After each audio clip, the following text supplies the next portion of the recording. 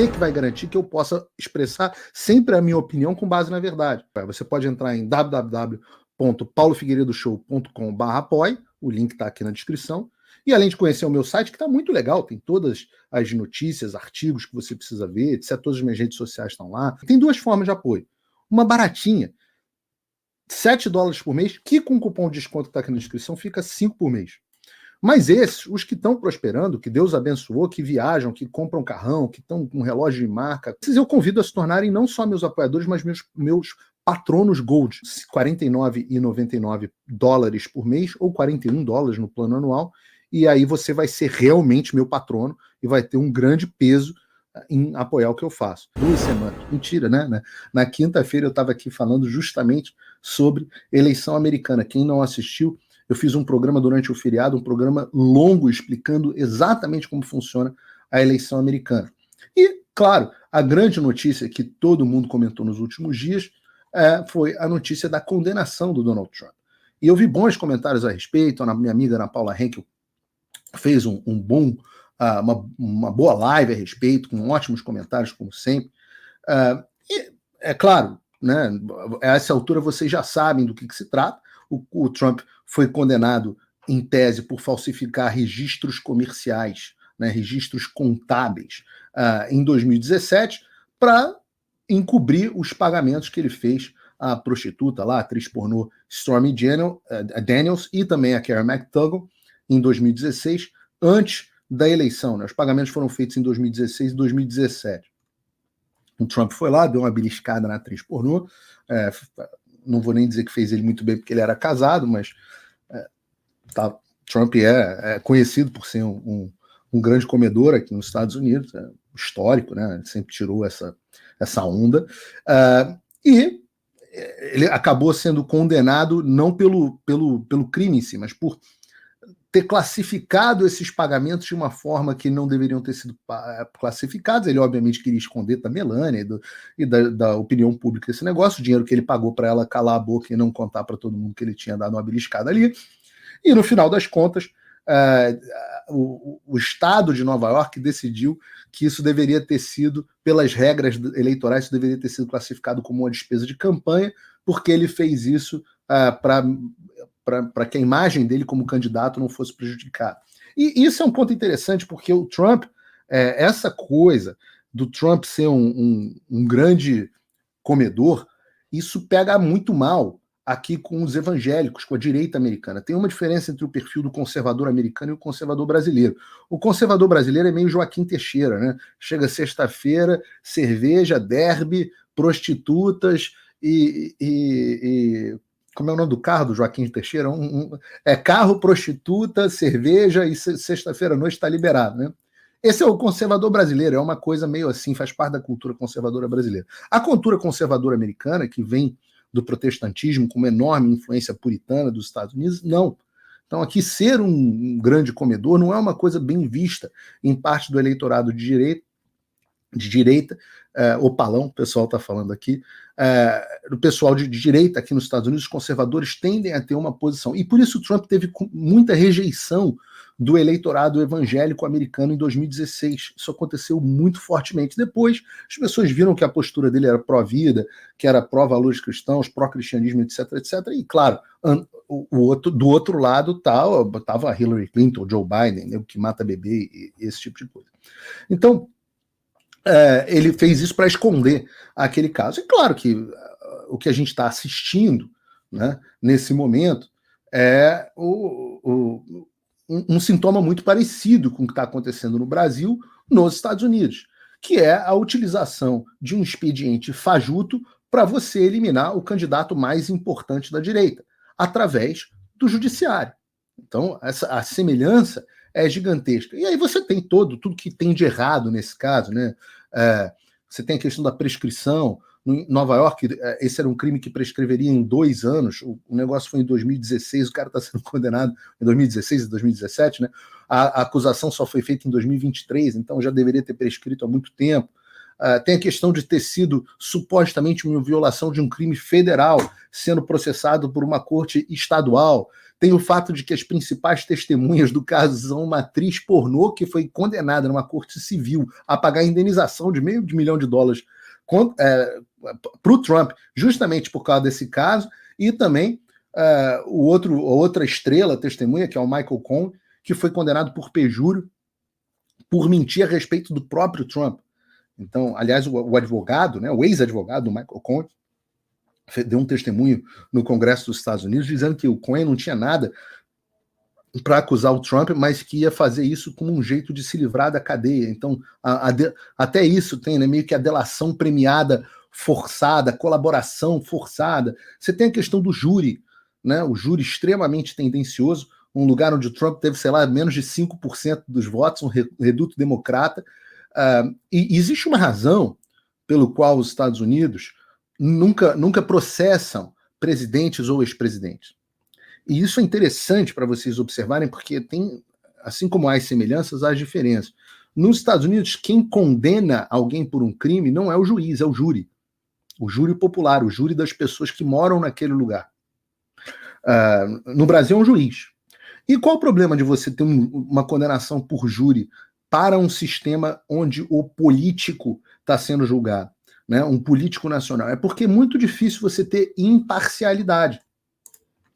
Então, na forma como a coisa foi feita, o juiz, né? A gente pode falar um pouco do juiz, mas o juiz, inclusive, dá instruções erradas para o júri, para que eles condenem o Trump por qualquer um dos crimes que ele estava sendo acusado, e aí você acaba atingindo um consenso mais fácil, né? Você tem um juiz, acreditem, se você se espanta com o fato do Alexandre, que é um adversário aberto do Bolsonaro, ter julgado os casos do Bolsonaro, se você se está se espantando com o Alexandre agora julgando os casos em que ele mesmo é vítima, ora, o juiz, o Merkin, né, como eles chamam aqui nos Estados Unidos, o nome do juiz, ele fez doações para o Partido Democrata, para grupos anti-Trump. O cara fez doação para grupo anti-Trump e está julgando um caso sobre o Trump. Deveria ter, obviamente, se decretado recusado, mas como ele queria brilhar, não podia. A filha dele, filha do juiz, trabalha para a empresa ligada aos democratas, ao chefe lá do Partido Democrata, o deputado, principalmente os clientes dela são todos democratas. Então, há uma vitória financeira, né? E, claro, você tem o caso do promotor. E esse é um caso interessante, porque se conecta muito com o Brasil. Aqui nos Estados Unidos as pessoas não sabem, mas muitas vezes os promotores estaduais são eleitos com dinheiro, são eleitos popularmente, e recebem doações de campanha. Esse promotor, chama-se Alvin Bragg, que foi o promotor do caso, ele teve a sua campanha financiada pelo bilionário George Soros, que é o grande Lex Luthor aí do mundo, o cara que financia todas as causas de esquerda, e a gente vai falar sobre isso. Esse é um pequeno resumo sobre tudo que aconteceu até agora, para você entender o caso. E esse caso tem conexões gigantescas com o Brasil, nas quais eu vou chegar daqui a pouquinho.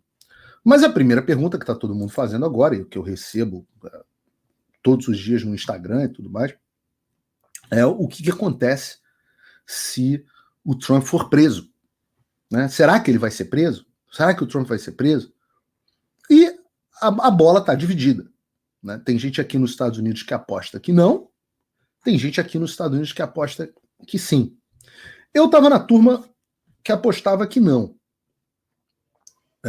A sentença do caso vai ocorrer ao longo das próximas semanas, a qualquer momento. Né, o júri condena, mas é o juiz, esse juiz Merchan, esse cara que vai dar a sentença. Então, tem gente que apostando que não, tem gente que apostando sim. Eu apostava que não. Agora, eu já estou apostando que sim. Eu tinha um certo ceticismo, porque é uma situação muito absurda. É uma coisa muito absurda. Assim como no Brasil, né, você pensa que o Bolsonaro está inelegível porque fez uma reunião com embaixadores, que nego fez busca e apreensão na casa dele por causa de cartão de vacina de Covid, que nego que tem processo rolando porque ele importunou baleia, né?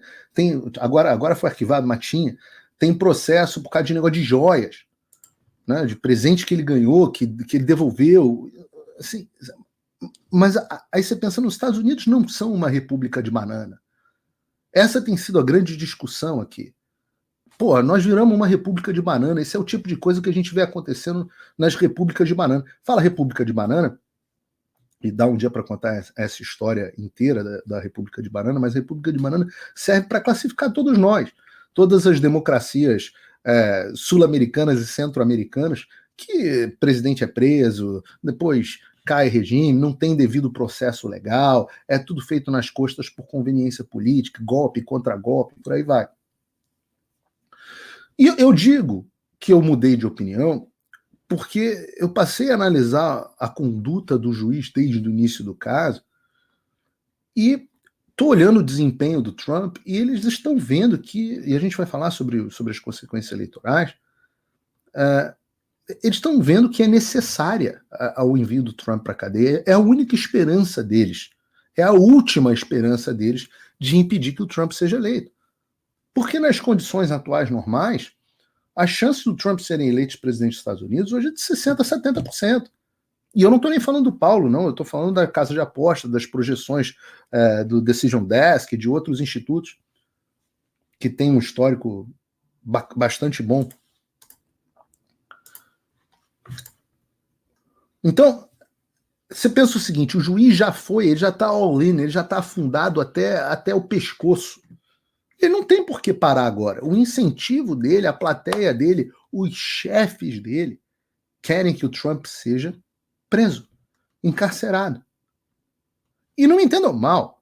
Eu acho que existe um consenso aqui entre os advogados, tanto da esquerda quanto da direita, até o pessoal da CNN, qualquer jurista americano que preze, acha que essa condenação tem tantas ilegalidades que ela vai ser revertida nas instâncias superiores. O que é uma diferença importante para o Brasil. Né? Essa é uma condenação numa corte estadual.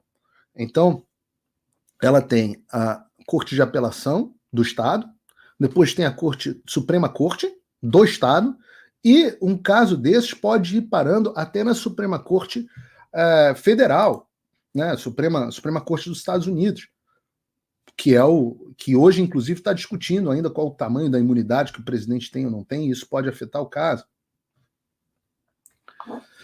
E você está vendo o Trump dizendo, eu acho que o Trump fez um ponto muito interessante. O Trump está dizendo o seguinte, ele não se importa, ele pessoalmente, em ser preso. Ele não se importa. Mas ele tem dúvidas de se o público ia aceitar isso. O público americano vai aceitar isso. Ora, vocês reparem, o público americano, a maioria dos americanos já acham que o Joe Biden não foi eleito de forma legítima. Todas as pesquisas mostram isso. Enorme maioria da população americana. Certamente a enorme maioria dos eleitores do Trump. Então vocês imaginam o que o Trump, liderando a campanha, sendo jogado na prisão por um juiz financiado pelo Partido Democrata, financiador do Partido Democrata, cuja filha financia o Partido Democrata, um promotor financiado pelo George Soros. Vocês imaginem essa loucura. Imaginem o quanto que o país não vai pegar fogo. Se as pessoas estavam putas, eu não acredito em guerra civil, né? Mas as pessoas, até a cultura está começando a falar nessa história de guerra civil, né? O que seria uma desgraça, uma tragédia. Mas as pessoas estão no limite. As pessoas estão de saco cheio. Se você acha que as pessoas estavam de saco cheio em 2016, eu digo a vocês, você que está em casa me responde, porque é a mesma coisa para você. Se você estava de saco cheio em 2018, quando você elegeu o Bolsonaro, você está mais puto com o establishment, com o sistema, com os políticos hoje, ou você tá ou em 2016, ou 2018, no caso do Brasil?